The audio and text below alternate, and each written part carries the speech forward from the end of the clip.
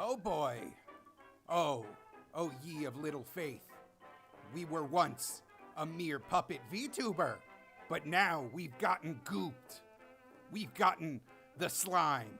We've gotten that good alien spooky juice. We are Jared. I'm edgy and cool. I'm like Spider-Man, but almost indistinguishable. I'm like barely related to Spider-Man at all anymore, thanks to various forces of capitalism. We are Jared. Hey guys. Miss Abby Synth, I wish I had programmed a tongue on this thing. I should have sprung for the tongue model and the tongue emotes. Hi Mixig, hi Mike, hi everybody. Hey, yeah. So this is gonna be a weird one. I'm not gonna lie. You know what? Cards on the table. I am behind on research this week. in the Fleshverse because I'm fostering a kitty cat, and getting it to love me has been my primary concern.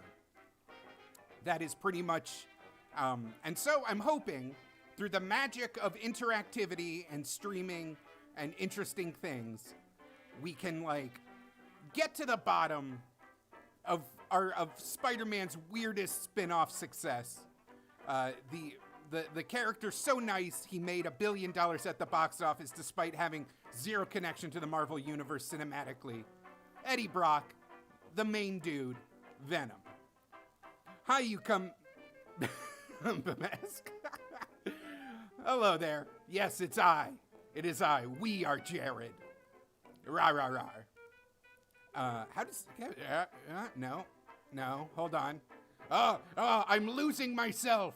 Run away. The symbiote's taking control. Yeah, that was fun. No, wait, now he's too big. There we go.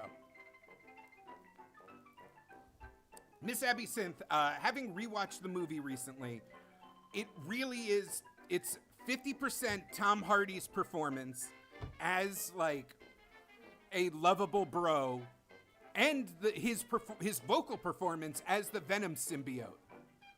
Because every single time the goo monster calls the nerd, like, a nerd or a loser, or drops the P word on it, like, I remember in the theaters, people went nuts for it.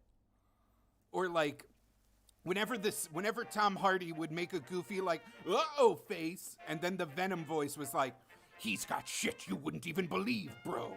Like, it was the informality of the Venom symbiote in the movie that made people go nuts. But it's been, like, at this point, I don't know, if 30, 40 years since the character's introduction. And I have some stuff queued up. Hold on, I'm just gonna turn that delightful raunchy jazz down to like absolute nil. Just barely anything. All right. Yeah, the jazz is gone. There is no remnants. There's barely just a whisper of jazz just to keep things jaunty. But Venom, like, when you think about Venom, Miss Abby Synth, what do you mean by the OG Venom design? Because Venom's barely a design. He's the color black and some teeth and a huge man. If anything, it's the size and the organicness. Hey, Travis. Oh, thank you for the nice words. Oh, yeah. So that's, oh my God, the original Venom design.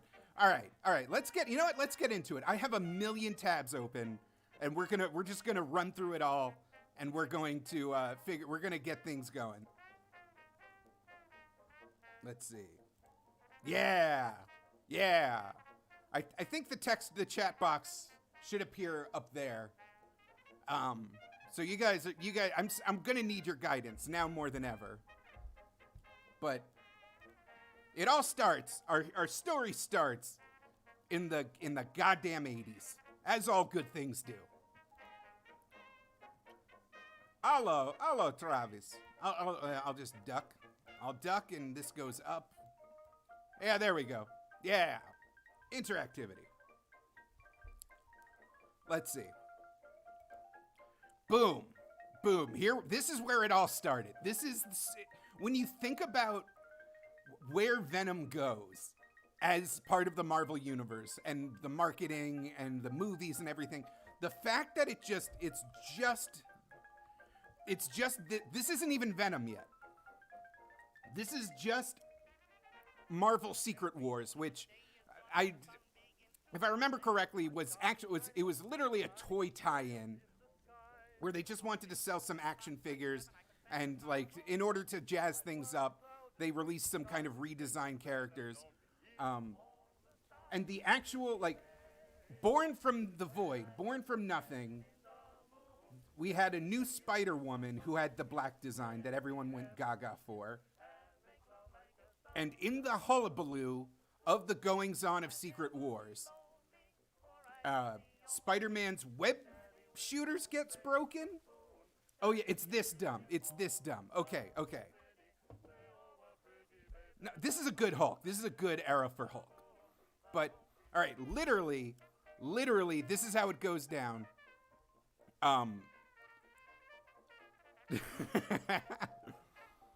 Spider-Man's costume is all torn up, and his web shooters are broken because of cosmic shenanigans. And Thor and Hulk just walk in, and they're like, "Hey, have you seen the make a new costume machine over here?" And Spider-Man's like, "What? Cool. I need a new costume. Thanks."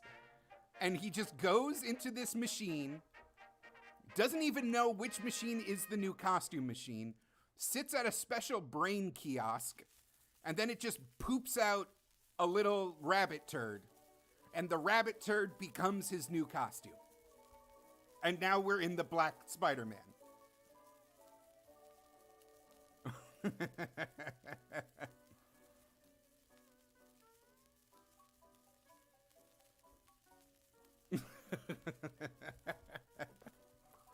I mean, it really is just as he just sat down and a literal plot device gave him the machine, just in a toy tie-in comic.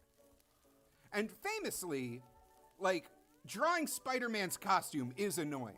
Those interconnecting webs with the interconnecting lines is such a pain in the ass. It's hell on printing. It's hell on color separating. It's like when an anime character or a manga character gets it's clear the redesign is just blatantly so the artist can like churn out the character like faster. But from that point on, Spider-Man is black. He's got the black costume. They go ahead and like talk about when he shows up again, like, "Oh, it's so great. I feel better. Yeah. Human Torch is like, "Oh, even the web's stronger." Because if you're going to sell kids a new toy, it's always got to be an improvement. It's got, like, you gotta give them that imaginary value add. Miss Abby Synth, do not call the FBI on me. This was the only way I could get everything in an easily scrollable format. Please, I have a Marvel subscription. I got everything. Oh my God, wait. But yeah, this is the, it slices, it dices, it julienne fries. The Spider Romper is a very strong look, Aaron. I'm not gonna lie. Hold on. Enhance, zoom, enhance. Yeah, that is a look. That is a real look.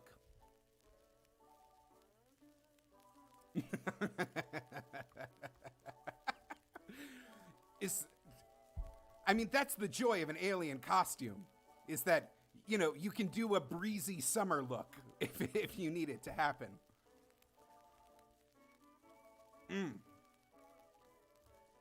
And then, this is all incidental to actual Secret Wars stuff.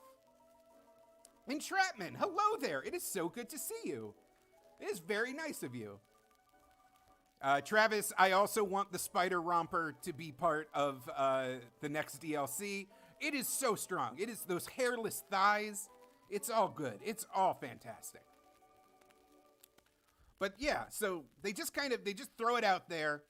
Lunch break. Nice. Let's see. Which issue is this? No. Oh God. Things are already off the rails. Things are already very off the rails.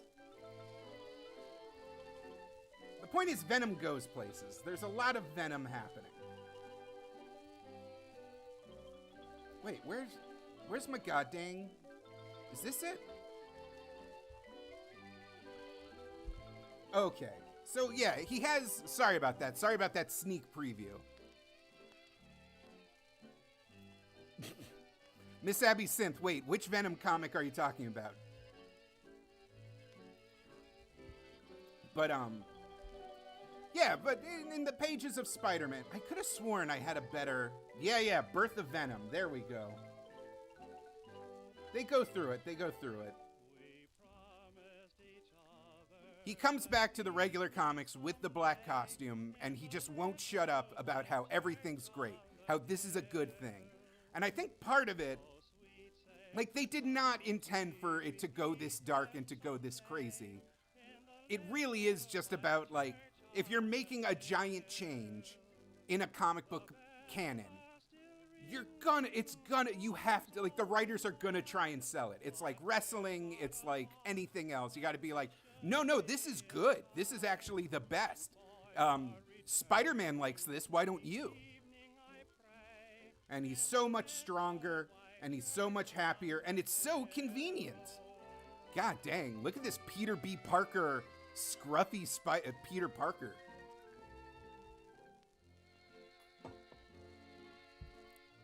It wasn't very popular. It did not move the needle very much.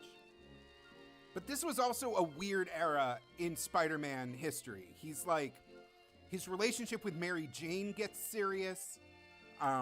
She discovers his identity. Everything's like getting weird. Travis, no. We do not talk about Spider-Man 3. Spider-Man 3 is literally a mistake. Tactical Hot Dog, thank you for the compliment. That means a lot to me. However, the world of VTubing is vast and terrifying, so you will find one you love, I promise, besides me.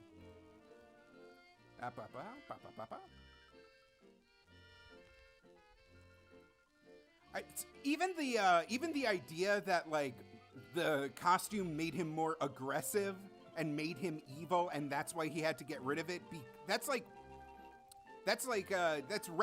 retconned, just so that just so the spark of Venom seems more intentional.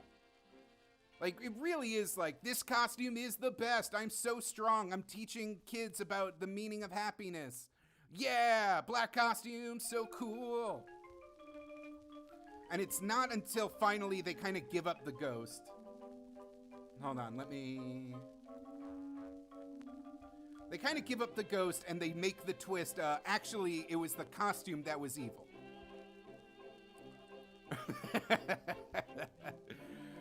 The people plugging the podcast is very encouraging. That's very nice. If anything, yeah, you guys are helping me here.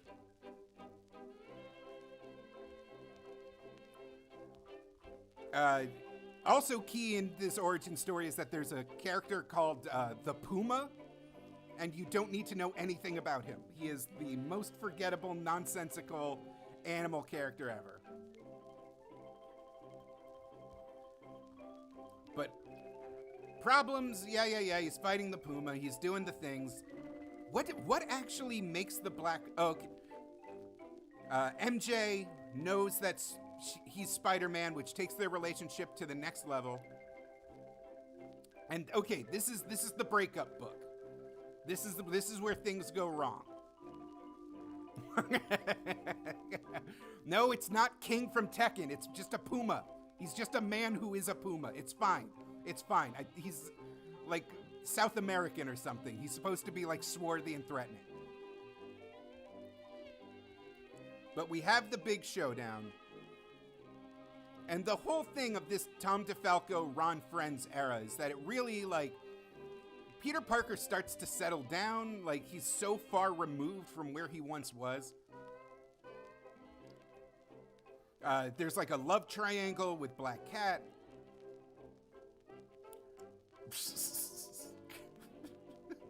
God, guys, it's the Puma.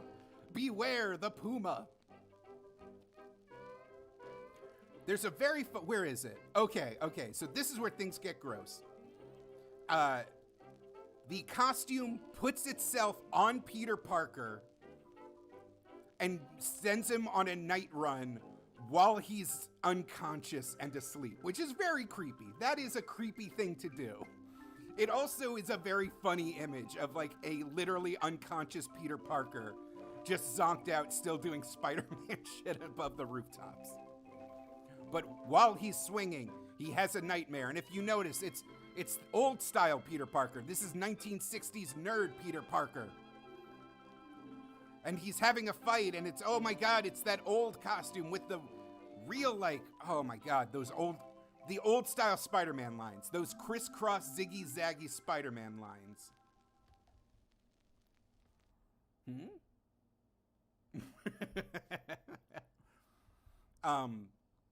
So it's literally Spider-Man having an identity crisis between who he once was and who he is now, which is a huge deal and is now an even bigger indication of what's going to happen because of the Todd McFarlane years.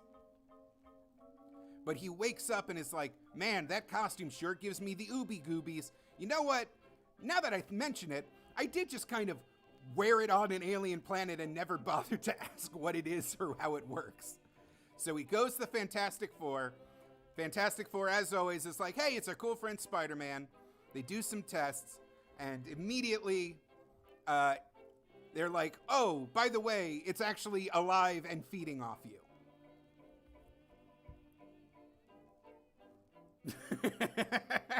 Oh my God, I just noticed the room, you both doing the room thing. Incredible. Spider-Man's like, what? It's an alien this entire time? That's crazy. And Reed Richards, still pretty calm, is like, yeah, you should probably take it off or something, dude. Spider-Man starts flipping out. And then, thanks to a combination of Reed Richards using a sonic blaster and the Human Torch being literally made of fire, they catch it. Then they do a hilarious Bagman thing, which is a callback to an early Spider-Man comic. Yeah, whatever. Spider-Man, Fantastic Four. But now the costume is alive and it's evil. And it's hooray, Spider-Man's back in his old costume. Yeah, Hobgoblin, yeah, Mary Jane. And it's once DeFalco kind of makes his way through everything.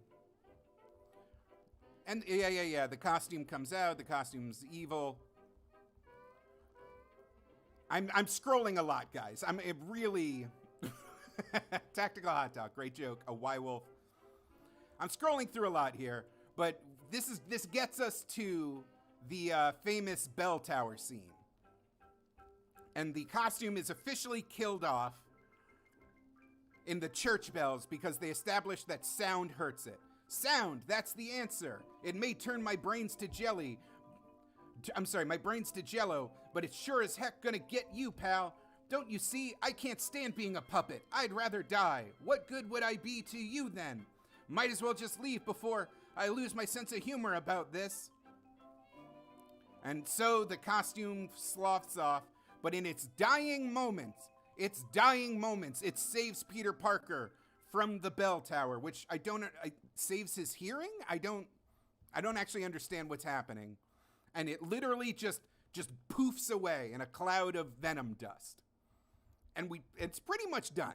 It's pretty much gone. There are a lot of things wrong with being a puppet. It's an existential agony. I wouldn't wish it on my worst enemy. If you're lucky, you get to haunt a museum in Key West for a couple of centuries, but other than that, bleh. And now this is where things get weird. This is where things get a little bit weird because we have a man in shadow that we know to be Eddie Brock doing the crazy...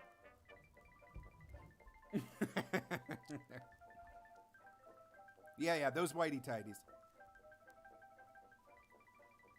Man in shadows swearing revenge on Spider-Man. And, oh, he's got the goo! He's got the goo! Oh my god! Then there's this famous shot where, yeah, there was some other stuff going on. But famously, this is at the height of Todd McFarlane's run. He's doing so good. Sorry, I was taking a swig of Zoa, the world's first positive energy beverage. I have the power of a healthy warrior. But there he is. Here comes the boy. Hello, boy. There he is. He's really thick. He's got a jank mouth. It's the boy. Look at him. He's so cool. He's got an ass. The glutes are big. A lot of thrusting power. Fuck Beast Boy.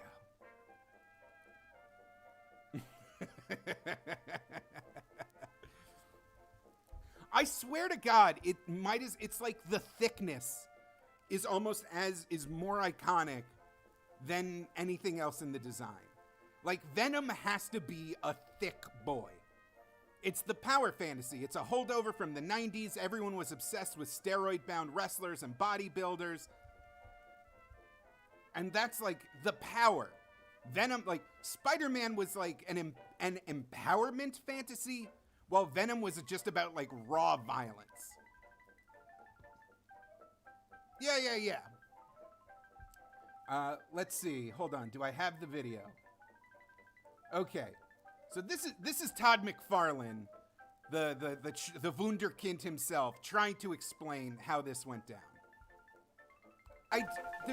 Comic books are so fucked because everybody has their own version of like who did what when.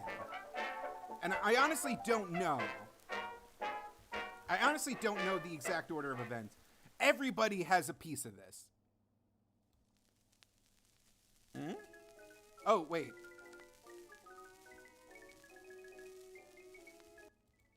Oh, sorry. The crackle you hear was the audio coming off the ye old timey jazz tunes. I'm sorry. Oh, that's going to be weird to listen to when I come back. Listen, it's not a PuppetJared stream without scuff. All right? I refuse. The people, they demand the scuff. They're like, please, I beg you. I beg of you, do not increase your production values. Do not. Yeah, I'm trying to avoid licensed music, so I'm using old like 78s from the Internet Archive. I don't know. We'll talk about it later. Where's our freaky boy? Where's the freak man? Where's our freak man? Wait, I just had him. Yeah, there he is. There's the jerk.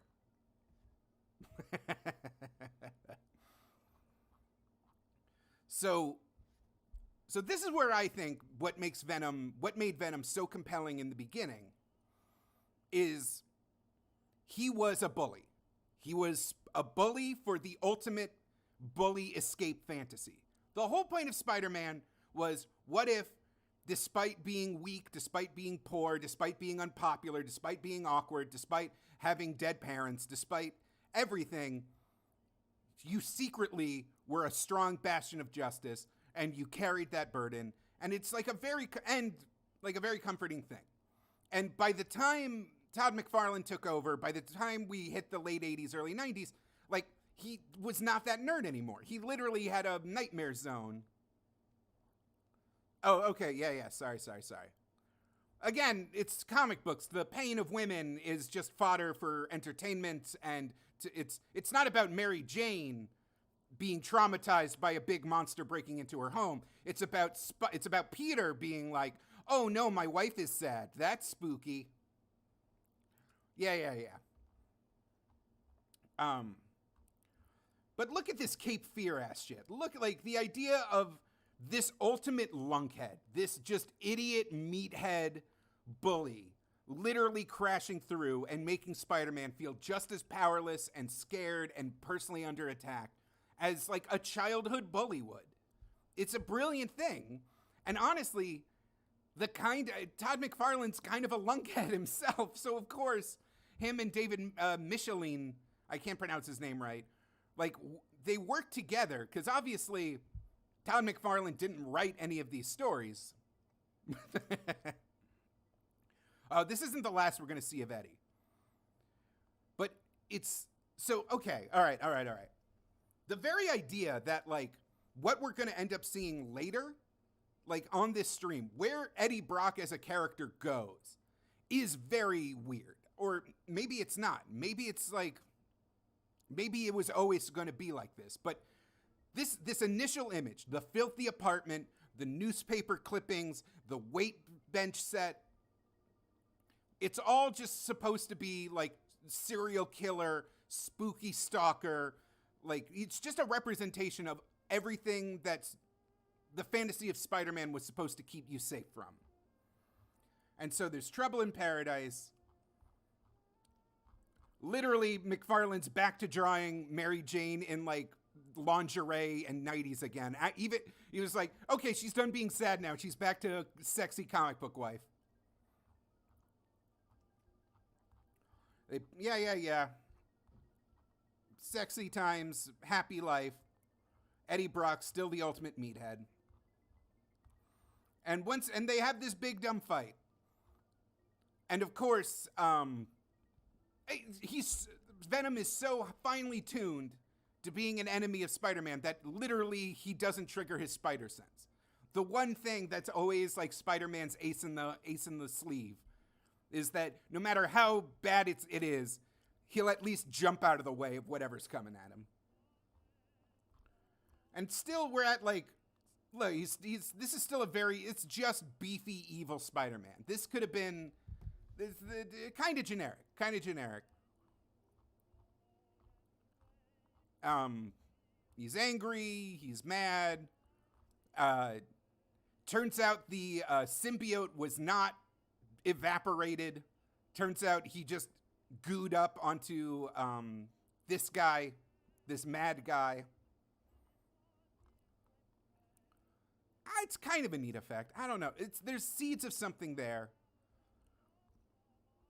But it never gets too out of hand because Spider-Man always has a sonic blaster, or there's a church bell, or there's fire, or there's something going on. I forgot how heavy the Catholic thing is. And of course, because it's a 90s comic, everybody's got gross spit in their mouth, which is still the weirdest design choice of that era, was just how wet all the mouths had to be. Do they have if they have any of the Eric Larson run, that's, and the Thing was bad then. Yeah. All right. So we had the McFarlane era.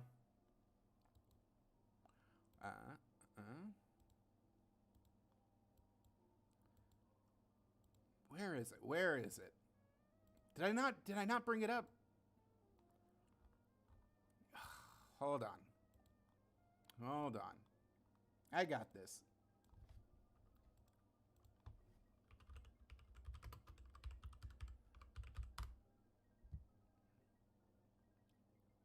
There we go.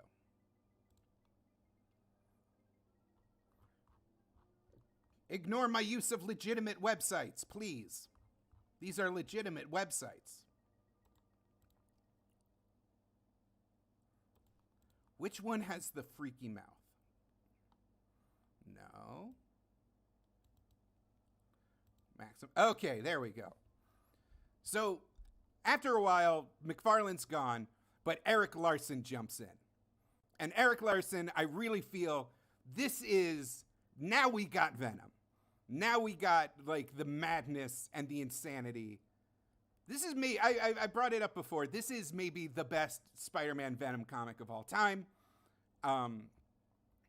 We still have David Michelin as the writer, so it's still tonally consistent, that menace. But Eric Larson just takes that initial McFarlane design and really just amps it up. Like, look at that mouth. Look at, like, now we have look at that strong silhouette. The eyes are so jagged and crazy. Like, this is, it's just that initial, like, yeah, being a hero is a power fantasy. But you know what's an even more powerful fantasy? Being an agent of just raw animalistic chaos. And I think that's what makes Venom Venom, is that he is like, this is where he's barely even Spider-Man anymore. Like, he's still got the spider emblem, but he's his own thing. He is his own crazy-ass monster. In this comic, it is I forget how they actually convolute this into happening, but Venom lures Spider-Man into a remote Caribbean island specifically for the purpose of hunting him down and killing him, which is a great premise. Still got the crazy eyes, still just that, like, pure predatory malice. Pippa, no, wait, stop this. We established that Venom can, like, disguise himself, that the symbiote has shape-shifting abilities and chameleon abilities. It can, like, go stealth mode. And he's just, the whole comic is just Venom kicking Spider-Man's ass. Like, it's always fun when, you know, they do this a lot of times. Doomsday with Bane, you know, just character that it is part of the game of the character is your main character cannot beat this one physically. However it's going to go down, it's not going to be a testament of wills. Oh, God, this face. And so after some desperate chasing, and I'm scrolling through, whatever, Silver Sable, no one cares. Spider-Man sees a boat and through the skin of his teeth desecrates a corpse, dresses up the corpse with his costume, fakes his own death, and gives Venom peace by making him think he killed him. Like, the only way for Venom to win, for Spider-Man to win, is just to make Eddie Brock think that he already killed him.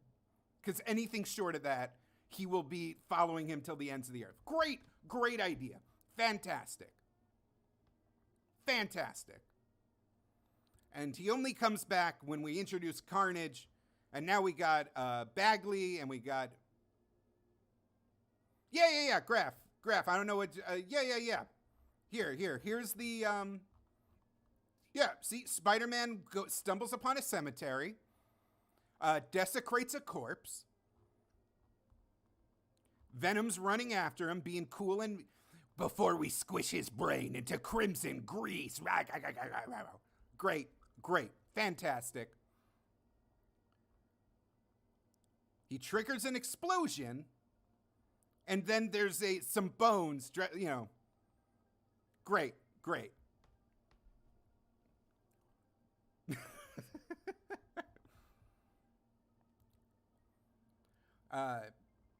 So Michelin had like a really long run, and honestly, he did a lot of good work with Venom, with the symbiotes, doing all this stuff.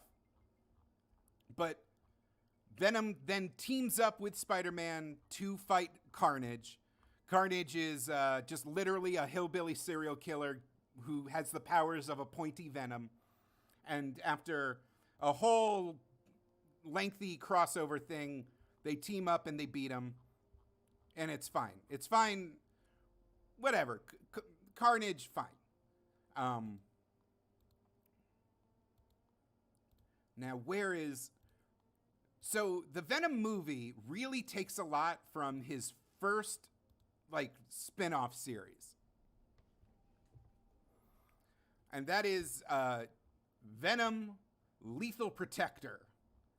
And this is where, like, honestly, I whoever had, it's such a weird concept, but, like, you can't have him be Spider-Man's arch nemesis in his own comic book.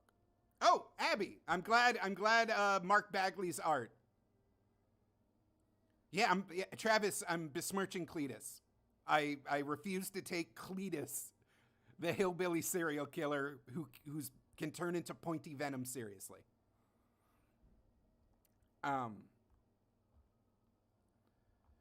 But Venom's now in San Francisco.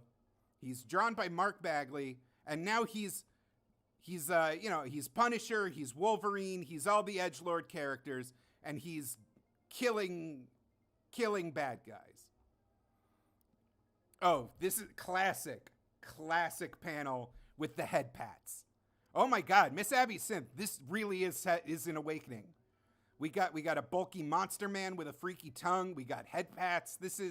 I get it. I get why this was weird for you.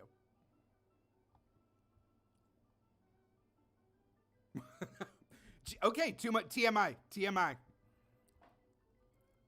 God damn. And I thought I was too honest on this stream. But yeah, now. Oh, and we have Mullet Brock. Eddie Brock is back and he's got a mullet. And Eddie respects the cops. He's like, no, we know you're just doing your jobs. This hurts us. Venom doesn't want to hurt cops anymore. Then we have yet another origin rehash. Okay, so he's not in San Francisco yet, but whatever. We get him there. Venom yeah.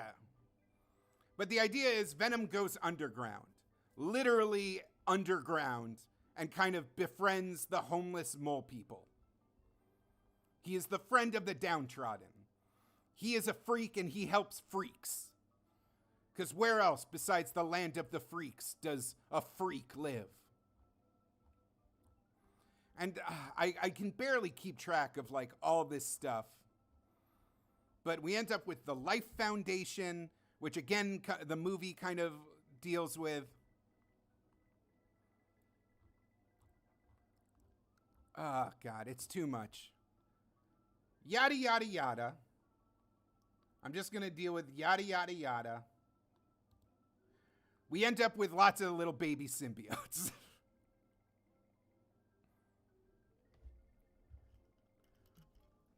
Yeah, okay. This is actually a very good... This is actually a very good insight. That, like, the same way that Harley Quinn or, like, Deadpool kind of deals with the uglier aspects of society that a superhero, or ignored, ugly is an ugly word, you know what I mean, that Venom can live and like kind of be in the muck because he himself is of the muck.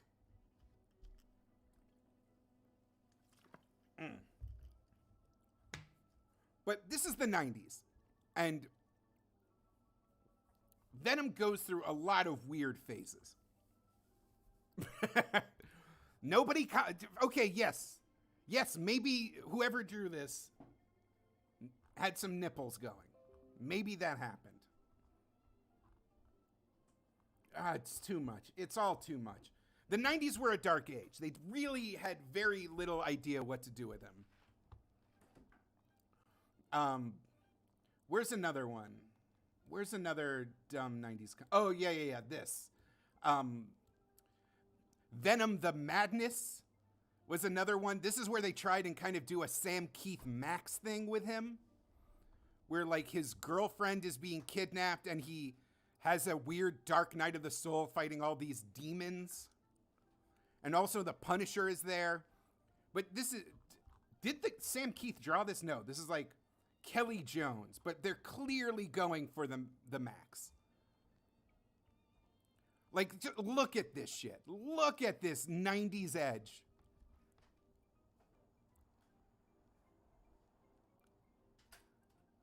Oh, yeah. This is a weird one.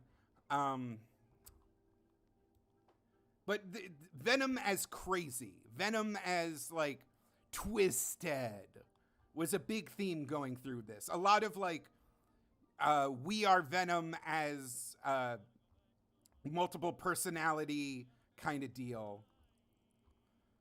This literally, this is just a Sam Keith panel they swiped. It has to be. Look at that. Was the issue before this one where they gave him the freaky heads? Yeah, the freaky head Venom. Like, what are they even doing? What are they even doing right now? Are you seeing this? Are you people looking at what I am looking at right now?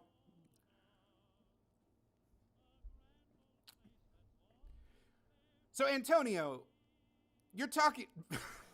So, like, why Venom?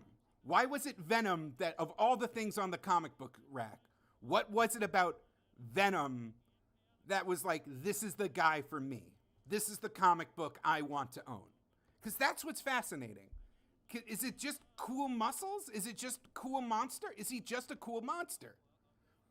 Because all the Eddie Brock stuff, all the mullet Eddie Brock weirdness is so uncompelling to me. Where is it? Oh, this thing. Okay. What era was this?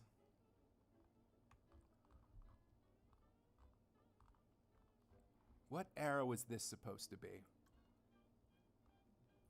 Yeah, just of the available, because he was born. Really? I mean, the underlying psychosexual nature of superhero comics can express itself in a million different ways. And, like, comics are almost the ultimate, like, second only to video games as an escapist fantasy medium for people that don't want to be in their own bodies. Like, comic books are it if you feel like your body is wrong and you want to not exist inside of it. Comic books and video games really just help you do that. Yeah. But anyway, here's a scene from another Venom spin-off book where the Venom symbiote helps Eddie and his estranged wife have sex through the phone line. Because they did a She-Venom series, which was just Venom with boobs. I can barely remember the convoluted plot that led to it. Something about, like, nanites and cloning. Well, the villain Sharpie, of course you're a fan of Carnage because he is the sharpest of villains. The pointiest boy.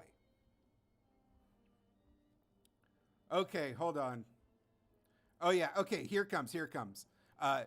No other choice. My other will have to reduce itself to a molecular monofilament and travel through the phone lines and meld with her. And so the Venom symbiote, which, by the way, I don't know how you describe monofilament, but this is a polyfilament. A lot of filaments happening here. And so the symbiote, like, look at this shit. And both of them, these two, the melding is more than Eddie Brock expected. This is more than the mere symbiosis of two disparate life forms. She looks like she's in ecstasy. This is the mind melding of two human beings traveling through the channeling medium of an alien symbiote. The deepest thoughts and the feelings of two separate beings flow together, and they experience a communion far beyond the tawdry physical. They're brain fucking. Venom brain fucks his wife through the power. Hi, Dustin, you showed up just in time for the Venom brain fucking.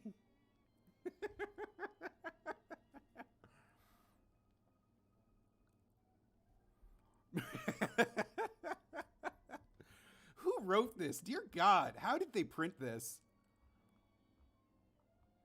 And then I think, oh, and we're at Ben Reilly era. God, there's a lot happening in this one.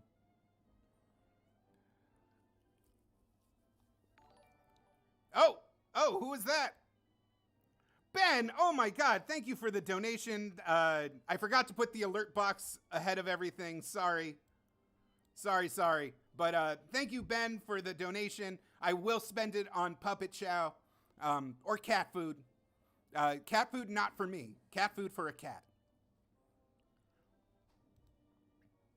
I'm sorry. I had the alert box set to the wrong layer. It was behind the comic.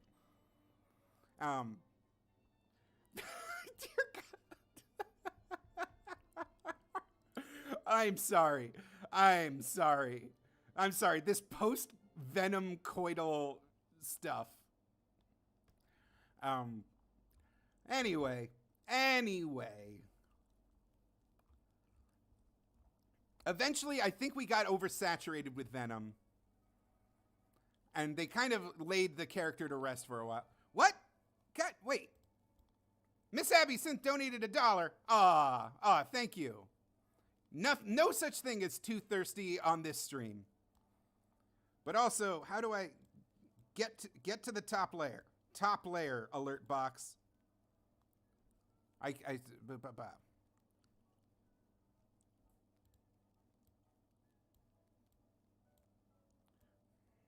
Yeah, I don't know. Yay though. Every time the dingly dangle noise goes off, I feel happy and secure, like everything's gonna be okay.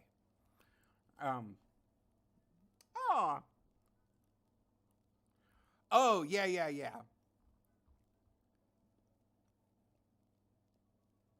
Travis, that is no. Unless you're saying, all right, I'm getting off this weird Ben Reilly sub arc. But Venom's, they just keep, always with the weights, always with the Eddie Brock, whatever. And it wasn't until the 2000s that they kind of did some interesting stuff with them. Different people got to be the symbiote. Right. At a certain point, Eddie Brock, like, you can only have Eddie Brock, like, reform and relapse so many times before it gets weird. And so different characters become Venom. I remember the Mac Gargan era, where, this was during the big 2000s crossovers. And, like, we had Dark Avengers and Thunderbolts and all that. And the idea that, like, the symbiote could always be adaptable and be anybody. Eddie Brock is, like, a reformed cancer survivor. What do I think of Anti-Venom? We'll get to it. But this is... So the idea of Eddie Brock, of sympathy for your former bully, is where things get interesting. And I think that's kind of... I think that's a real point of maturity, especially because at this point, I think for the most part, by the 2000s, the comic book industry kind of understood that we're not going to get new comic book readers. Like, comic books can be a great story platform, a great experimental lab to see what you can do with these legacy characters.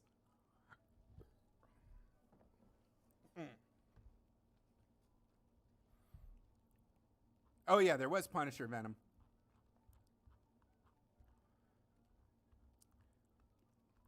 But, like, the idea of the symbiote as this organic, ever-changing thing. Oh, yeah, there was Venom T-Rex. Hold on. There's an article. Yeah, there was Lee Price, Flash Thompson. Oh, God, nobody remembers this era, right? This era of Venom was bad. We shuffled Angelo Fortunato just out of there. Agent Venom was a weird thing because, like, it was on the heels of the Iraq War. And so they had to make Flash Thompson a troop. And, like, I don't know. I did like Mania. I did like this design. But the idea of Venom as kind of a state of mind. The idea that anybody can be Venom, that anything can be venomized. It's all kind of a... It's all good. It's all good. And the idea of the capability for violence being a part of you, something you struggle with, something that you at once embrace and yet have to be wary of. It's all interesting.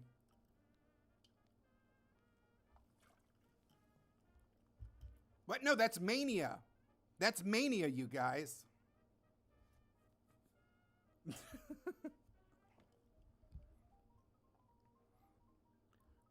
It's kind of the same thing as Deadpool or any other, or the Suicide Squad, the kinds of stories you're allowed to tell with a villain as your character just drastically change. Even after the Comics Code Authority had been long dead, you can just do things with a villain character or a former villain character.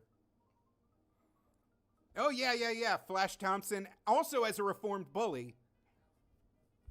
It's all weird.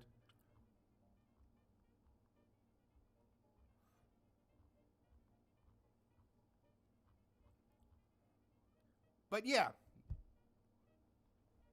Yeah, fighting your inner demons. It's all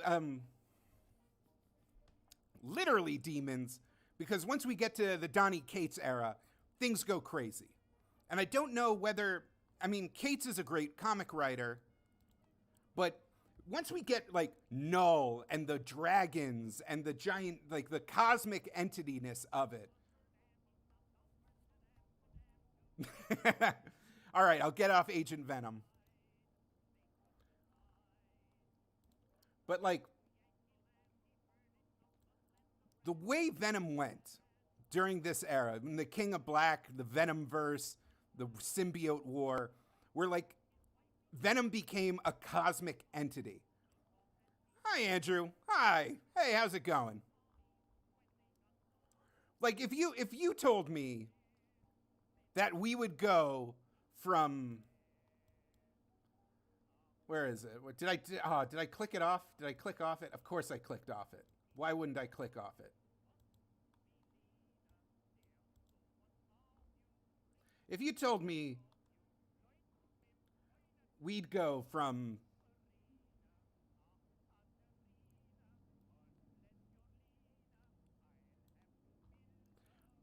like this guy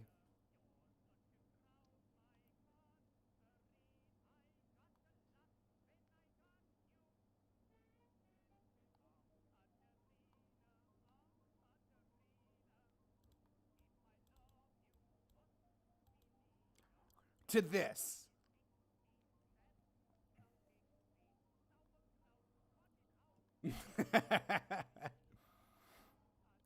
Like the sheer scale of everything with like Eddie Brock now is like a force of light fighting against literally the void of darkness and establishing the Venom symbiotes as being born from like literal nothingness, and their interaction with life made them feel life and they rebel and all the things about, yeah, it becomes about inner darkness.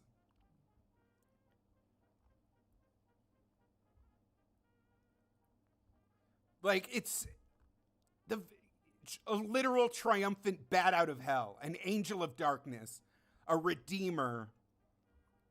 It's kind of, it's almost more compelling.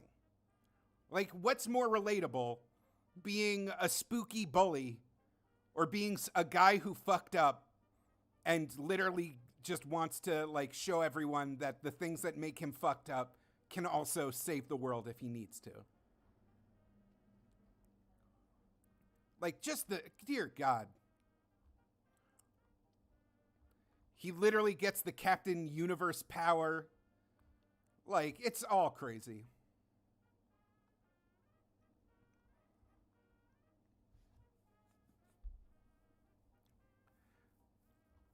People like the design. People like the goo. They like the horror. They like the power. And so why not make him heroic? Why not make him a aspirational figure?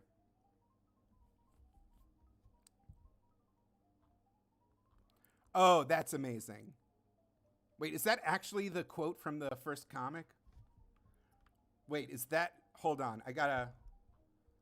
Oh my God. If that's actually...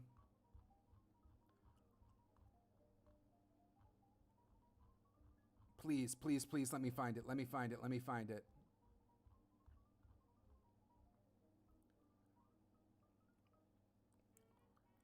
No, okay. I thought maybe, yeah.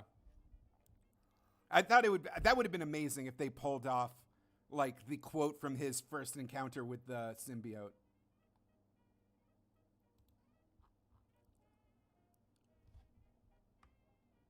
This issue 200 thing goes places. I won't spoil everything, but literally it's Venom as like a cosmic, omnipresent, near deity helping redeem the universe through the power of the symbiotes, helping raise his son, making amends with Peter Parker. It's this is almost spoiler. I can't, but like, yeah, like this is insane. The fact that of this comic of like an old Eddie Brock so changed by what he's been through that like that this Eddie Brock is redeemed. It is fun as hell. It is a great run. Like, one of the best things in comics is when a hungry writer who has great ideas is given a little chunk of the universe to just go nuts on. Yeah. Absolutely. The Donny Cates Venom run is full of gold.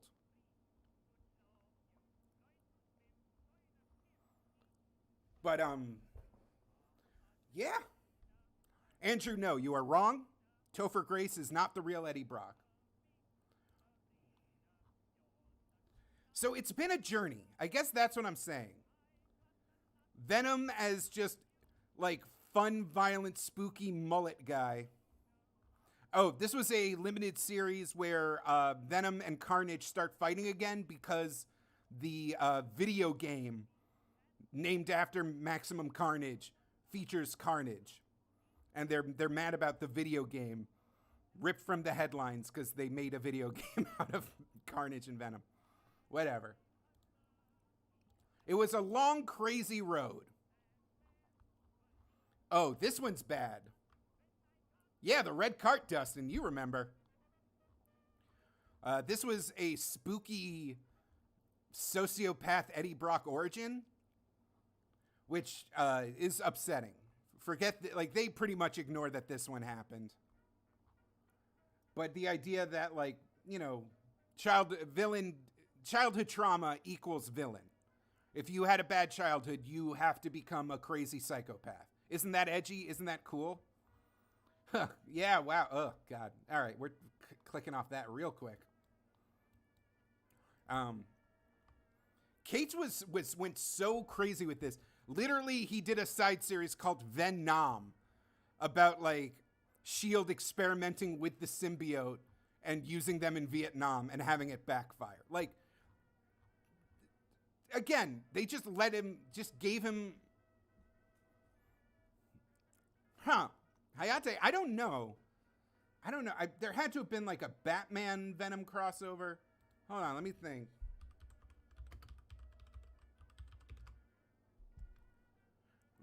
Fan fiction. Oh, wait. Okay, there was a Venom Transformers crossover. That's pretty rad. Does that count? Does that count as a weird crossover? I don't know if we're going to do better than that in terms of weird Venom crossovers, not going to lie. I think that's as good as it gets. That's pretty weird, but again, you know, assuming a certain level of licensing and raw financial power. Yeah, it's pretty rad.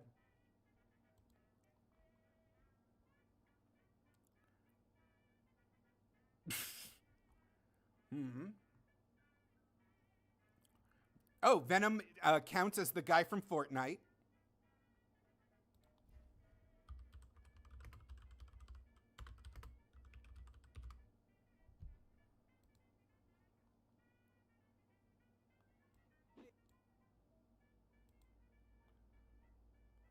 So there you go. We got that going.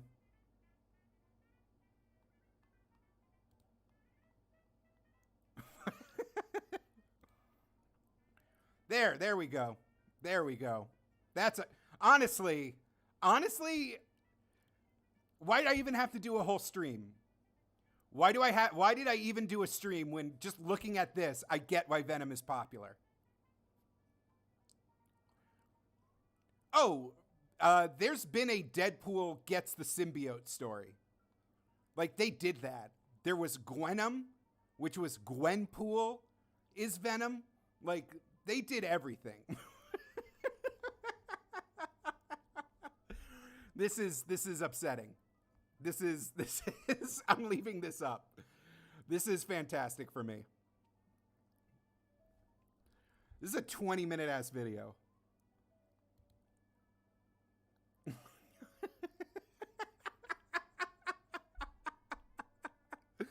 Oh, it's beautiful. It's beautiful, really. Andrew, I think I remember that Chinese ad. Because, yeah, Tumblr went nuts for... Oh, God, I don't even... Oh, okay. When the 2018 movie came out, Tumblr started shipping Eddie Brock and the symbiote, and their ship name for it was Simbrock, which I thought was an affront because, you know, Eddie Brock and the symbiote already have a name for themselves as a united entity, and it's fucking Venom, my dudes. It's Venom. But there were fan comics. There was like also, you know, their relationship was very heartfelt. So I guess there's multiple parts to it. There's the idea of having your partner be a part of you, having that kind of intimacy and wanting that or fantasizing about that. There's just the raw, hey, look at this fucking tore up beast just like ripping through cops and bad guys. There's just, hey, black inky monster man horror spooky appeal. There's lots of reasons why Venom would be popular. It's on Hayate, every single time the symbiote and Eddie Brock is just like broing out in the movie was like the highlight of the movie. The rest of the movie is such a mediocre superhero movie left over from the 2000s. Yes, Miss Abby Synth, fetish artist Eric Stanton, a beloved mainstay of the Whizbrew lore, would be very happy about this guy. Oh my, yeah, literally just a buff dude in living vinyl, just flexing on people for 30 years straight. Oh, look at him go. Hold on, I'm taking a sip of my Zoa. You can really taste how much The Rock's sweat is in every batch.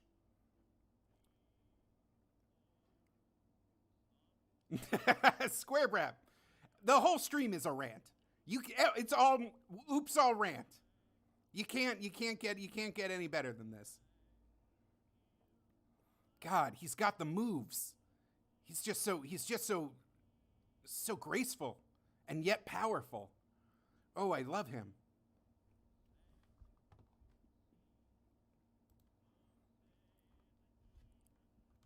Let's see what other Venom guys. Yeah. So everybody's been bevenomed at one point or another. It's a very fun idea, and I think the same way everybody got a Thor hammer and everybody got spider powers and everybody it's just a fun thing. Like, oh god, this where they had like Red Hulk, who was also a Ghost Rider, who was also a Venom. Like they were just going off the rafters. Yeah, we got a Deadpool Venom. We got a Groot Venom. We got a Rocket Venom. Drax Venom. I don't know what this guy was, but that seems good. Old Man Logan Venom. Devil Dinosaur Venom. Jessica Drew Venom?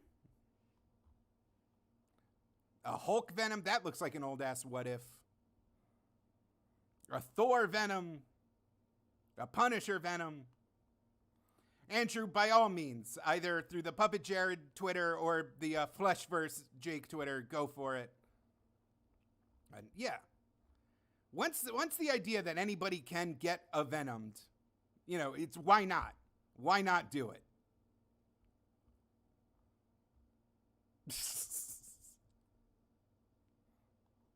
No, I've never heard of the 360 game. Hold on, let me track that down.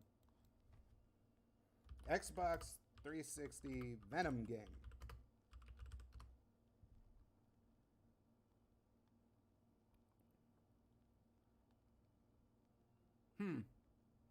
No. I can't find any of that. Oh, haha, Prototype. Yeah. Yeah, basically. Prototype is very much just a Venom game, isn't it?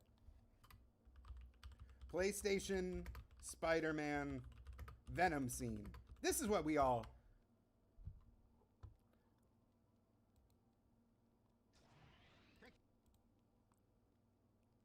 This right here. This is when I think of Venom in video games, I think of this dumb guy. Come on. Yeah, there we go. Here he comes. Yeah. Yeah, Neversoft. Yes. Brilliant. Incredible. Incredible.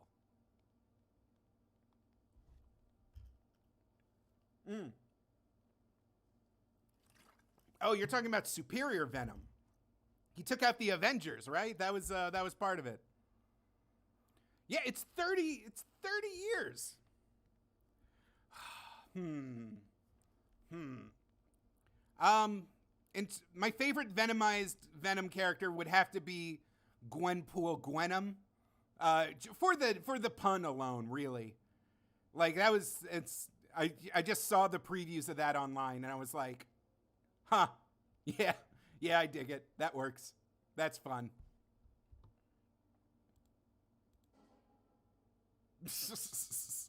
Venom cutting promos again because he's the ultimate bully.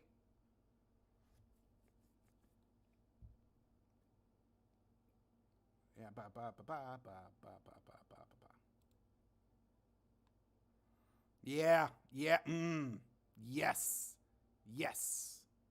Good. All good. It's all good, guys. Oh, God. It's Todd McFarlane again. What's he doing? This is him drawing over a preview of Venom to make him more McFarlane-y.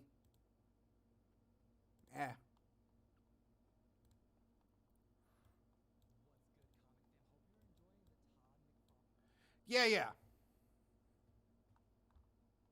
Oh, yeah. Hold on.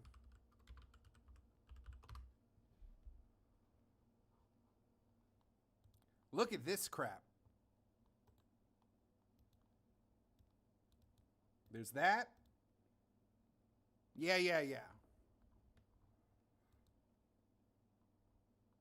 God, that's a good design. That is so strong.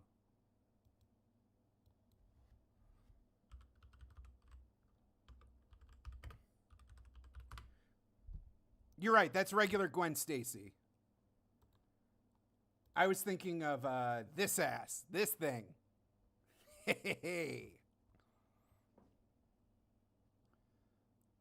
So yeah, I guess the pun was originally regular Gwen Stacy. You're right. I was thinking of this and this as a united character, and I know Gwenpool and Gwen Stacy are not the same character. I just thought it was silly. I don't know. I like this though.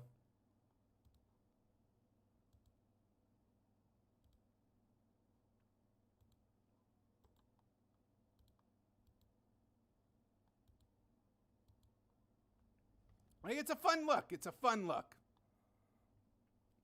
Yeah, very My Hero Academia. Whew. This was running still the whole time.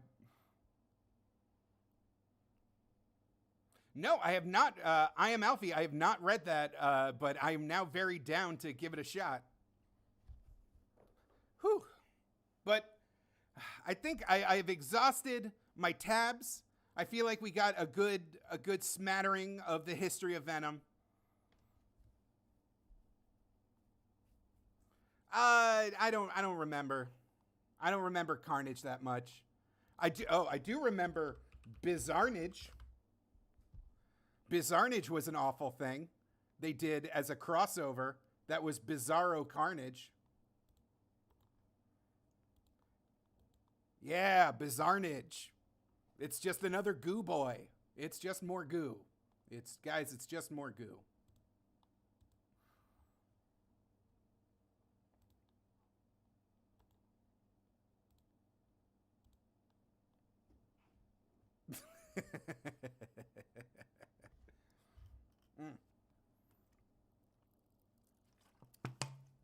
All right.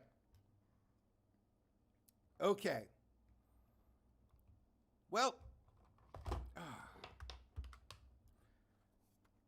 I have exhausted my Venom juice.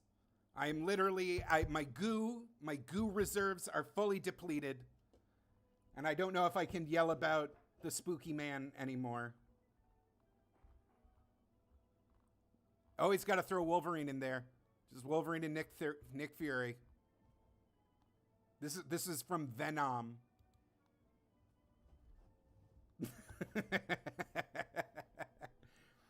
if you got hold on.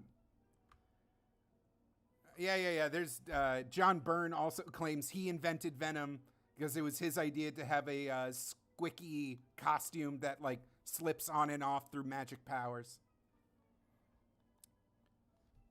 But I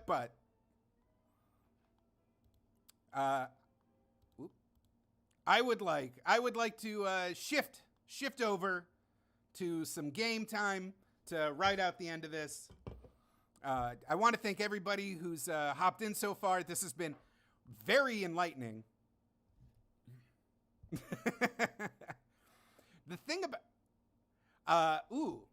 okay, I have Niko in reserve. I do want to play Niko. I also have a game demo that I downloaded that looks kind of interesting, but it's called I'm scared it might be bad. It's called Bill Hates Video Games. And honestly, you know what? I didn't even run it before. I'm not going to do it.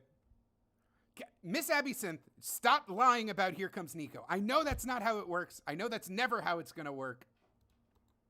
You can't make me believe you. All right, whatever. What? Whoop, nope. That's the wrong. Up. Whoa. Oh no. Oh no. Hi. Whoops.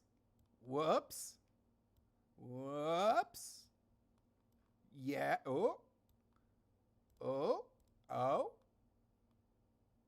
Almost. We almost got it. Yeah. Beautiful.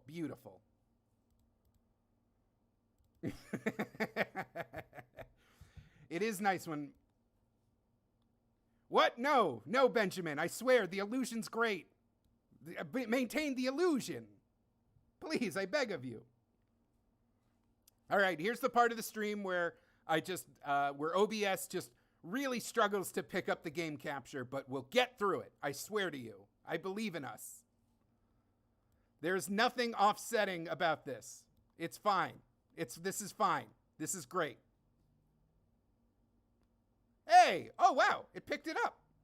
Look at that. Guys, it's working. I wouldn't believe it if I hadn't seen it with my own eyes.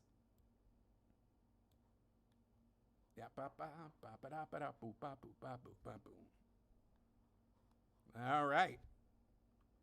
Gonna play some games. Gonna be a gamer. Gotta be a gamer. Let me know if you can hear the game audio right, or if it's blasting over my dulcet, magical voice.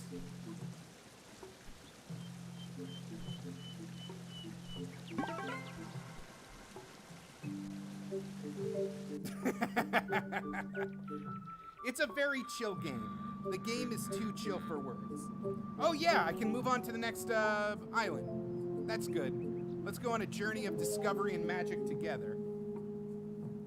Also, let me position the window so I can read the chat without breaking a sweat.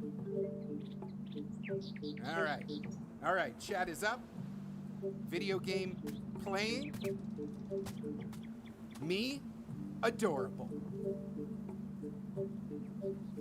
Oh, hi, Ate. This is Here Comes Niko, an incredible indie game that I've been playing a lot of. And it's kind of positioned as like the ultimate cozy game. It takes a lot of things like the kind of quaint, idyllic Animal Crossing, Animal Friend vibes, the almost impossible platformingness of Super Mario Sunshine, and just to throw it in there, just a queer-friendly kind of environment of a indie game that has way less of a budget, all kind of coming together with this great 2D, 3D aesthetic. It feels great to play. It's very charming, very fun. And we're gonna move on to the next level. Do you want to go to the public pool? It will cost 10 coins to shoo away the kids on the railway. I will pay. Hooray! I will send you off to the public pool right away. See ya. It is almost. Oh, I'm sorry. We got it. We got our in-between level cutscene. Voicemail. You have 1 new messages. New message. Hi, honey. How you doing? I hope you're doing good. We really miss you, dear honey. Guess what? I talked to a really good doctor, and he says you're totally normal. He says he knows just how to fix you. Let me know where you are, and I'll come pick you up. Just pick up, please. We're gonna delete that one. We're gonna delete that message, guys.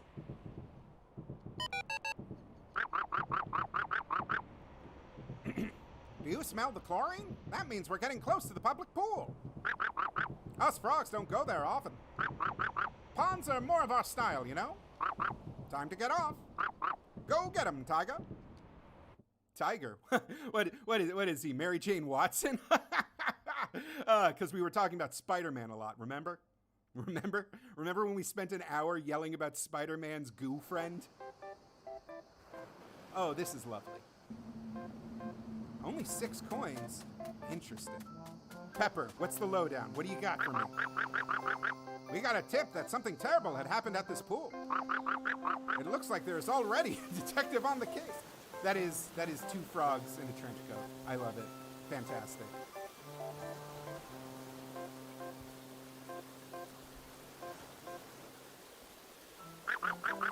Go ask them if they need any help.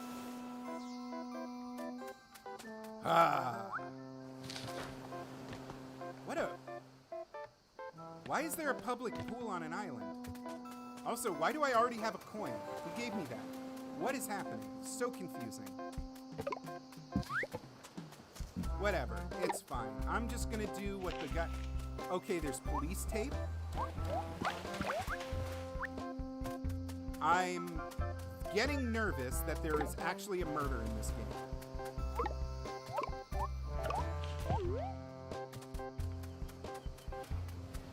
Well, what do you think, little frog?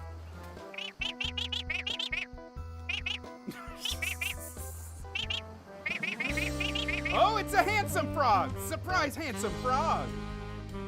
I've been holding my breath ever since the moment I used it.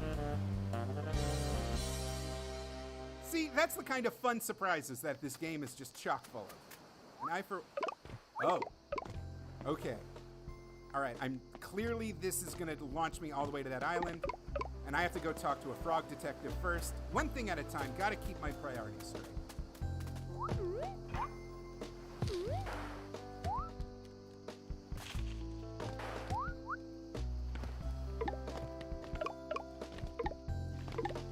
Oh, I see some little fishies jumping out of the water. So there's definitely going to be some fishing mini games. What about you?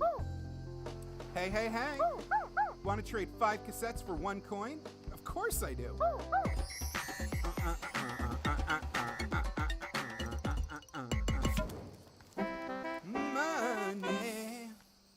Money is a thing we imbue with value in order to get products from our labor.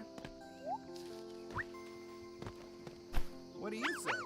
I'm up next, okay? Don't you dare skip the line. You'll regret it. My dad is a hitman, you know? Well, let's see how you like this.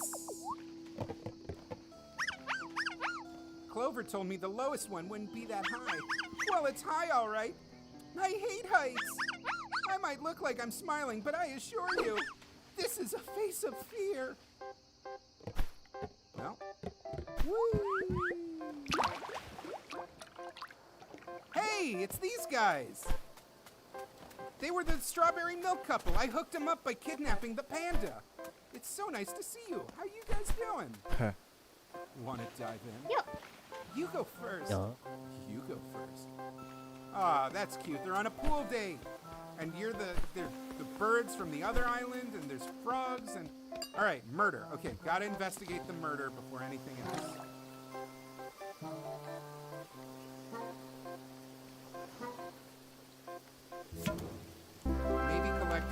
Maybe collect a tip. All right, murder. Oh! Hey there, Girl from A Hat in Time, also available. Hit indie platformer A Hat in Time. I was thinking of playing you on the stream, but then this game got more buzz. And you lost a sale directly because of this game. You should not be happy to be here. What? What? There's no hitman behind. There's no one behind me but a very cute frog fountain. Hold on, I gotta talk to Hat in Time Girl. Oh, hi there. Voice lines and everything. I'm taking a bit of a break. You handle this whole jumping biz, okay? Adorable. Adorable and the best. Give me that cassette. I need it to exchange for goods and money. Yes. Also, maybe I talk to this guinea pig. Great idea to come up to the pool today, Wally. The weather is hamsterific. Oh, I should have seen the seed in his little pouchy mouth and known it was a hamster. I'm sorry I called you a guinea pig. I was lazy. I was intellectually lazy, and I apologized, Dirk. Hamsterific? What? What? I'm sorry. Do you understand what we just witnessed? I'm sorry. This game keeps on giving. It's like everything is clippable. Every part of this game was made for clips. Impossible, I tell you. Impossible. So everyone save this. Everyone mark where you were when you witnessed the twist of the century. Dear God. Oh, I just need to cool down. Oh, that was incredible. They were guinea pigs all along.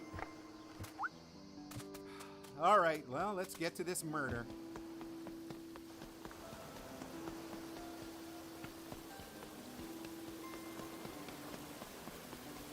Oh, no.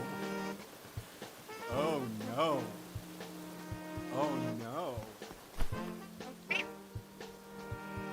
Hey, rookie. I'm Frog Detective. You're on this case, too? Well, be prepared. It's a bit gruesome. See this poor kid's pool floaty got murdered. My floaty! My poor floaty!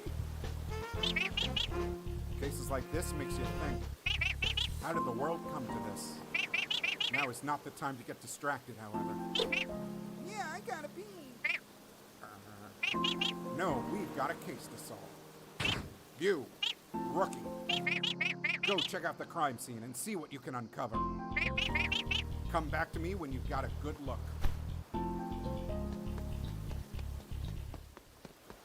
And then we're back to happy pool time. Incredible.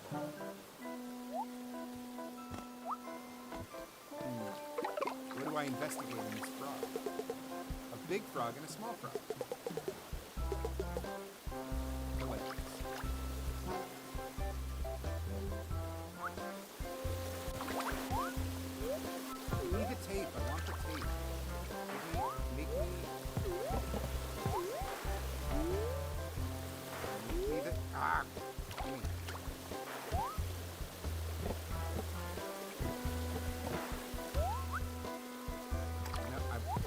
solve the murder in a second, but also I have to get that tape. Abby is not a liar. She just made a fib. Oh, the frog counts as my snail friend. Hold on. Oh God. There's a Tamagotchi minigame. I have to help my frog. I mean my snail. Food for snail and cleaning the poop. Cleaning the poop because no one else will. More food and just a little bit of snail baseball. Just like 1 or 2 rounds.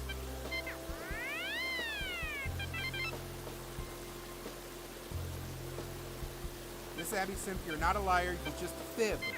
You fib with alarming regularity. And frankly, it adds to the chaos. It adds to the entertainment.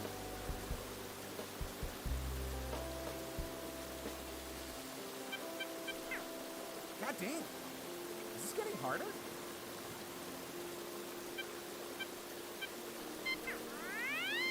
Whatever, that's enough fun.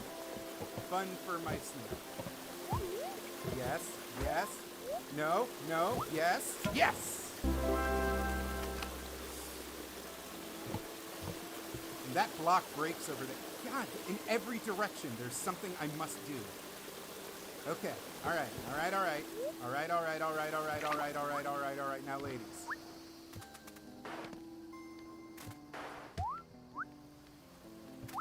I need to see you on your baddest behavior. Lend me some sugar. I am your neighbor. Clearly something in that block is going to be cool when I bust it open. It's like not even a question. The only question is how cool is the thing that'll open up when I break this block.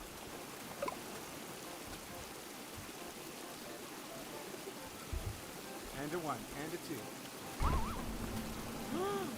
2. An air conditioner. And it got the key. Yes. I got the key, and there was definitely a weird locked door somewhere on this island. See? Curiosity. It's that good Mario Odyssey feeling that, like, you just walk in a direction and something neat happens. Chilton84, how you doing? I am hanging out. I'm playing some games. I got to yell about comic books for an hour. Living the dream. Living the goddamn dream.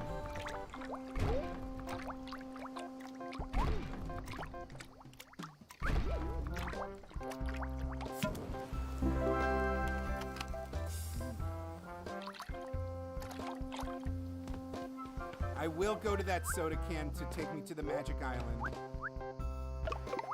But first, haunted. Okay, there's the haunted arcade machine. And there's that locked door back there.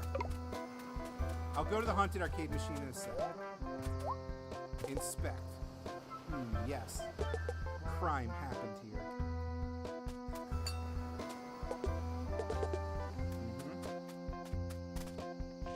Well, that was something. Inspect this little guy. That's weird. Smells like cotton candy.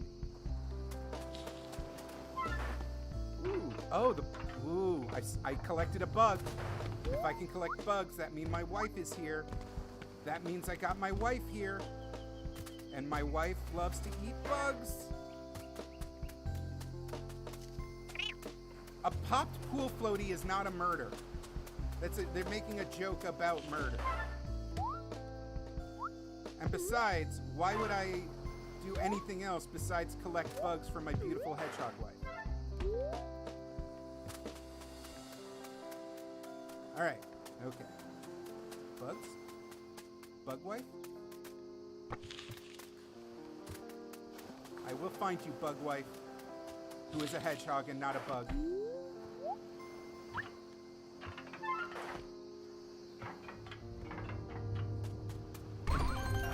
Oh, it's another haunted video game.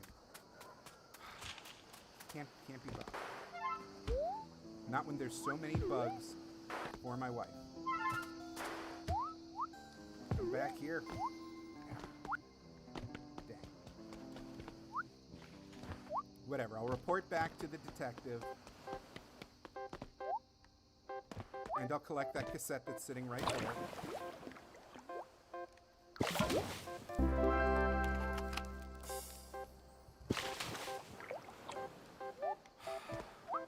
There's not going to be a weird uncovered mystery. It's just going to be a hilarious innocent thing. I used to play soccer. It was pretty ballin'. Weird. I finally got some more character development.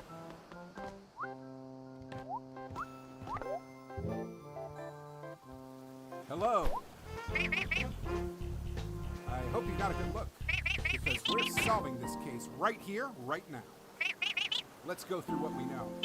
First off, who's the victim? Society. I want to say society. Correct. Second, what was the murder weapon? I saw it was scissors. Correct.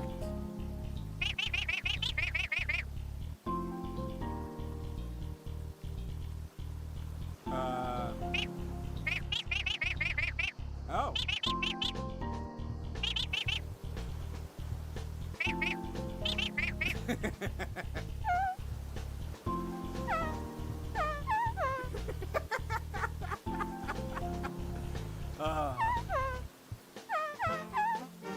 Aw, he's old enough to swim on his own.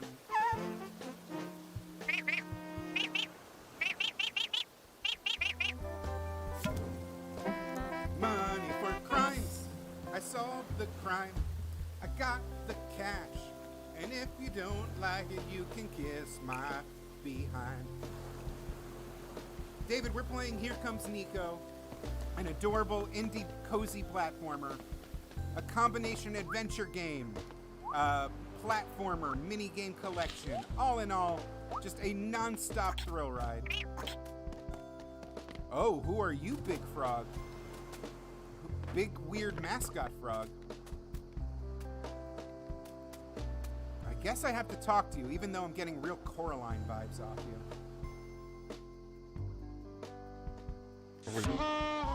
Howdy there. I'm Fizzy the Frog. 1, 2, 3, 1, 2, 3. Won't y'all come to hop with me?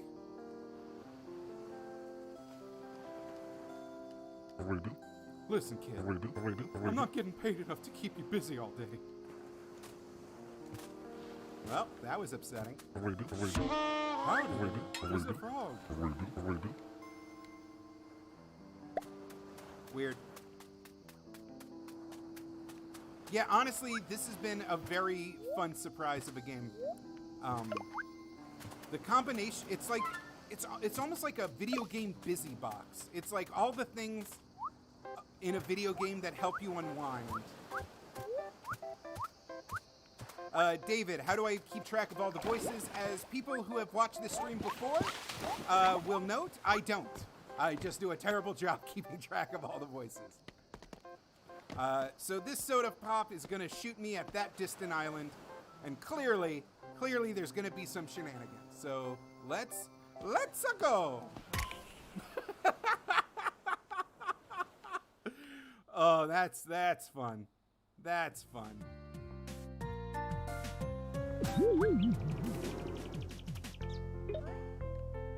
Clams? Was that is this? Oh, I lost control of the camera. This is fully a 2D level. They're just going straight up platformer. Fun surprise. Neat twists the whole way around.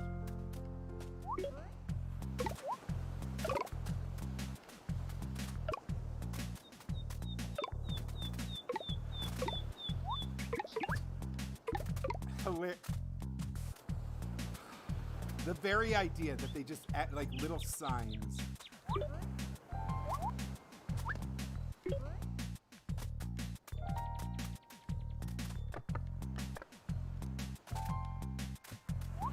Ah, I see.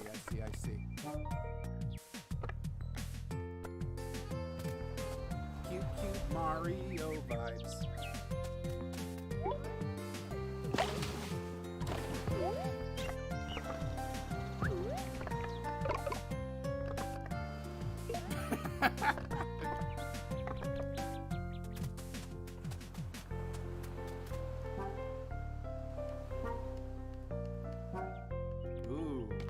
got? This playstyle fits my general appearance quite well. Adorable. Wonder why that is. Because she's 2D. Because they're 2D. Oh, that's going to be tough to keep track of.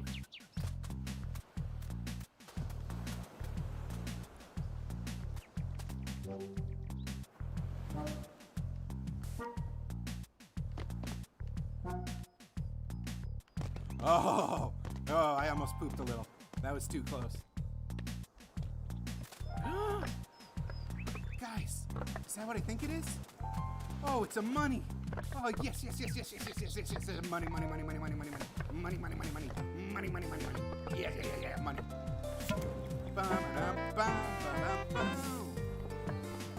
And now, back across the crimson or azure. Ooh. Hey all, my friend Niko is looking for a job. They're basically good at everything. I'm so lonely, my parents locked me up in a room. Sending this message is the only communication I'm getting. Not that I'm expecting much response. Jesus! Well, that's something. That's something.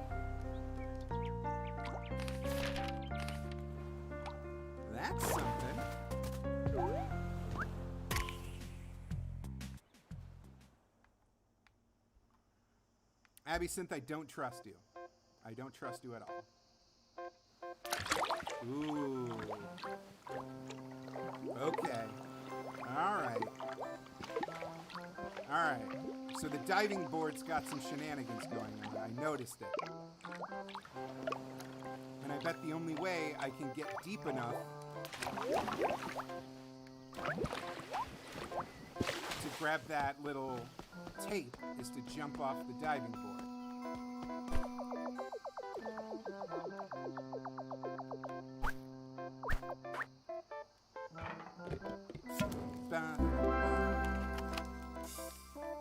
If I jump off this, will that get me deep enough? Yes, it will.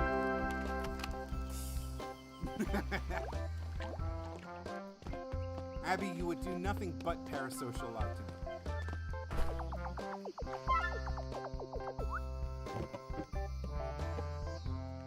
Is there anything else up here? Oh, wait, no.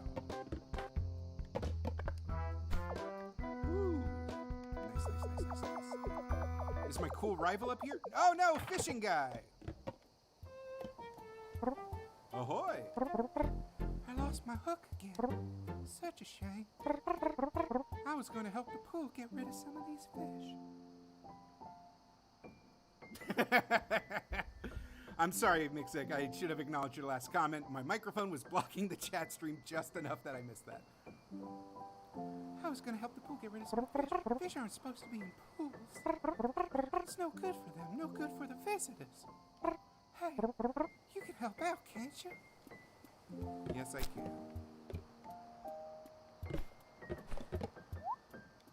Yes, got him good.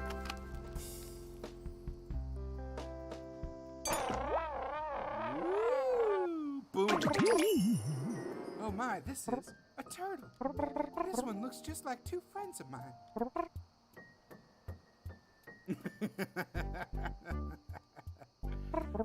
See you, turtle.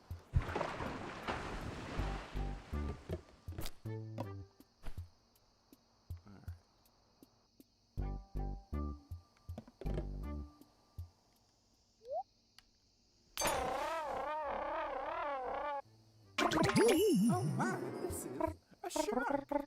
This is no cheesy action movie, Mr. Shark.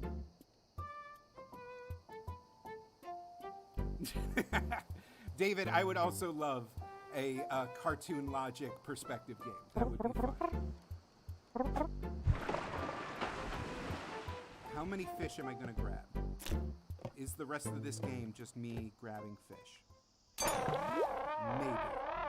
Maybe when you're this goddamn good. Baby crocodile.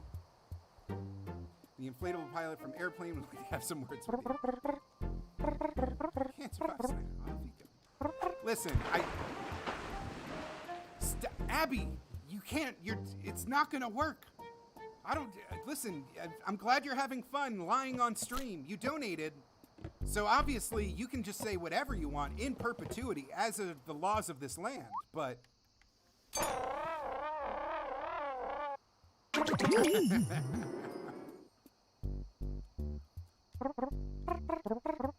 I'm just nabbing these fish. As soon as I miss one, I'll stop. But for now, dear God, I am just the king of fish right now. Boom! And I got the squid.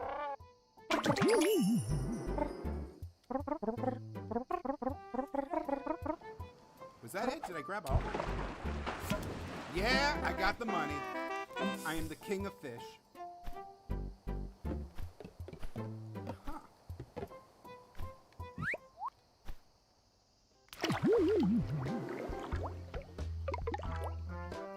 Is that it for the public pool? That can't be. There's gotta be more stuff to... Oh, yeah! Guys, I forgot. Guys, I forgot about the haunted arcade machines. What a dummy. What a dummy am I.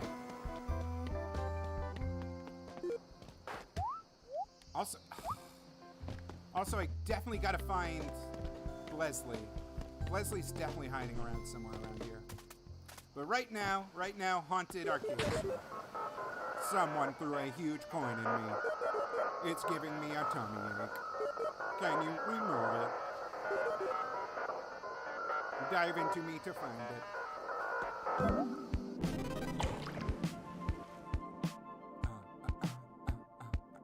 Digital, the future. Boopy boop synthesizer. Jump around. Pixels. Sprites. Abby Synth, is that the honest truth? Are you telling the truth about my hedgehog wife at the public pool? Find all bones and I will show you coins. Happy dog sounds. Oh. Is there anything? Okay, so I just gotta smush all these. Oh,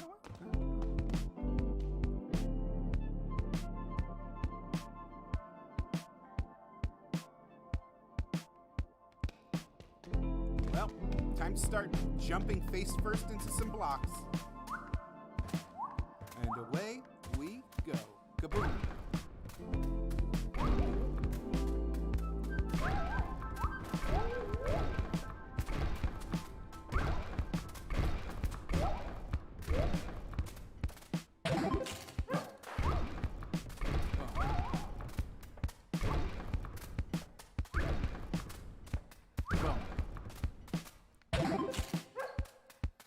I smash bones, I don't care who knows. I like bones smashing in my face. Gonna smash bones all over the place. Using my face to break the blocks. Lord knows, this slow jam rocks. Hip hop, chill wave, lo-fi vibes. Everybody commit some crimes. Property crimes are the ones that are best. Feel the love straight in your chest.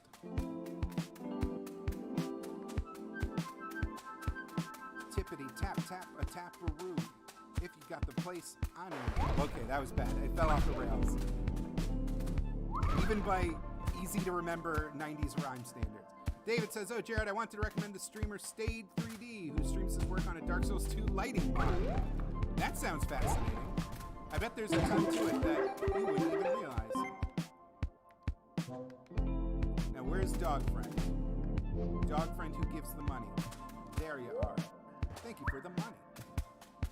Such a sweet honey.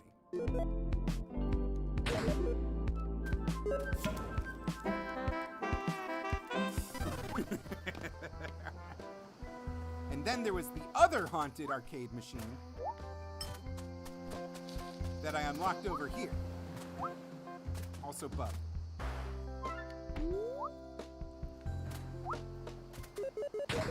Someone threw a huge coin in me. It's giving me a tummy ache. Can you remove it?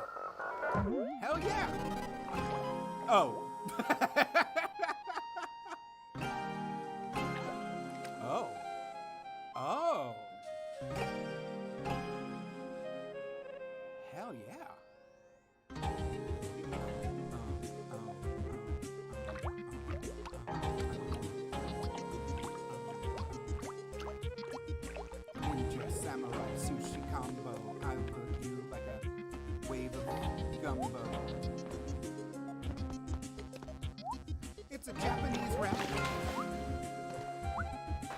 shamisen sound. The one Asian country I know all about. Japanese rap style with pixel artwork.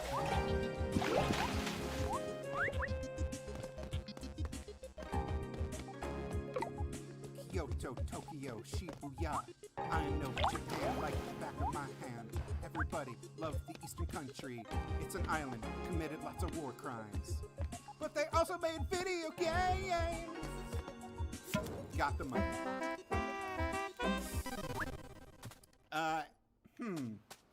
Andrew asked if I'm a Disney guy or a DreamWorks guy.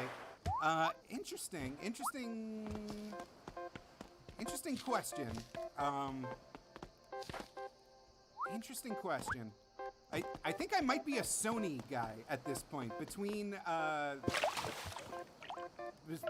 the Mitchells versus the Machines and Into the Spider-Verse, they might be my favorite animation studio right now in terms of the movies that I actually want to watch and enjoy. Let's see, what did DreamWorks do? They did Kung Fu Panda, right? I'm trying to think of the non-Shrek DreamWorks movies that are actually respectable. I don't know, I guess Pixar, in terms of like what movies I was the most fanboyish about in my childhood. I was real into Pixar, which I technically, by nature of corporate mergingness, makes it Disney. It's an interesting question. I'm just not in the right headspace for my animation nerd foo to be up to snuff to answer that right. I did not dig How to Train Your Dragon. Like, I recognized it as like neat, and the way that they handled the sequels and like how time and characters progressed was also very interesting. That wasn't my deal. Yeah, no, I was not about the Prince of Egypt or Spirit Stallion of the Cimarron. Oh yeah, wait, no, this is definitely where Leslie goes. But where is she? But where is she though? Oh, and I guess there was a cassette in there.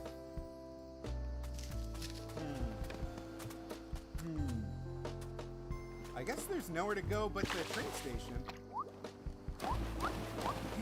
Interesting.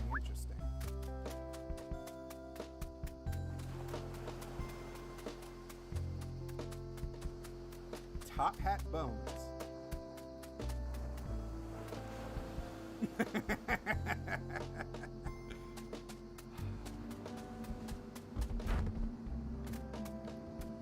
right. You know what?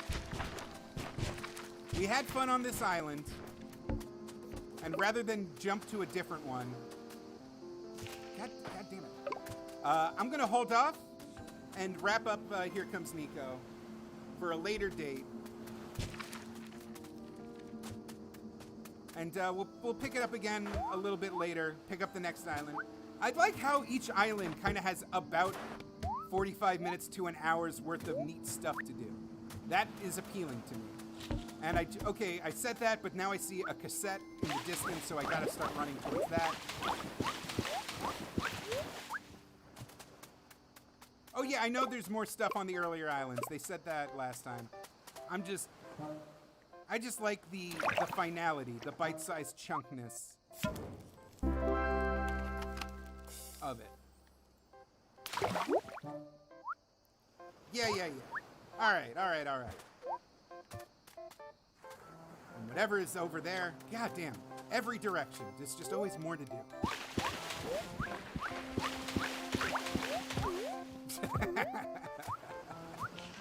You love a spoilie, don't you? All right.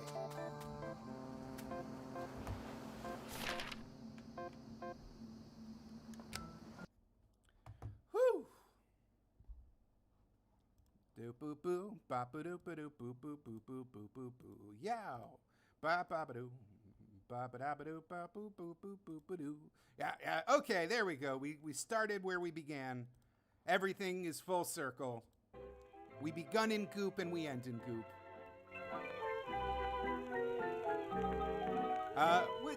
We'll have you know what? We'll do a tier list or something of like CG tunes of the 2000s. I think that would be interesting, and we can really get. We can do that later. But thank you everybody who helped with the Venom discussion. That was actually really helpful. And for all the people who hung out, and for Here Comes Niko, as always, chill vibes, magical, and David, that is a lie. Why would you turn this into a house of lies? And don't worry, we will be doing more shenanigans in tomorrow's stream. Let's see if I can put this up. Am I that good? Am I that skilled talking on the fly and making this happen? Yes. Yes. Boom. Boom. The stream schedule. So tomorrow, I will put together a tier list for the most dateable Mario characters, and we will discuss who is the kissiest, who has some, red flags, and who is it's basically marry, fuck, kill, but in the Mushroom Kingdom. Burdetta will be there, don't worry.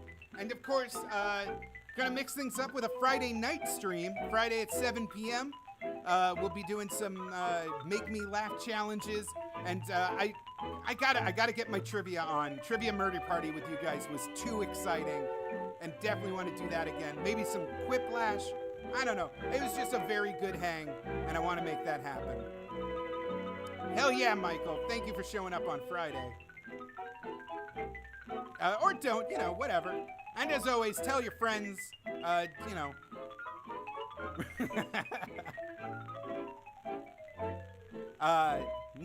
cringe, there is no cringe.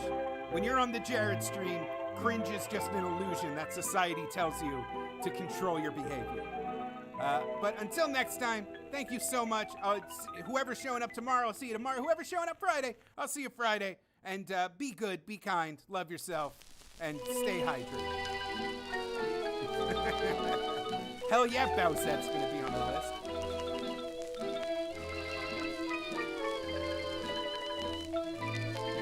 Square Brap always hitting it with the grapes. The darkness is taking control of me. I have to stop the stream.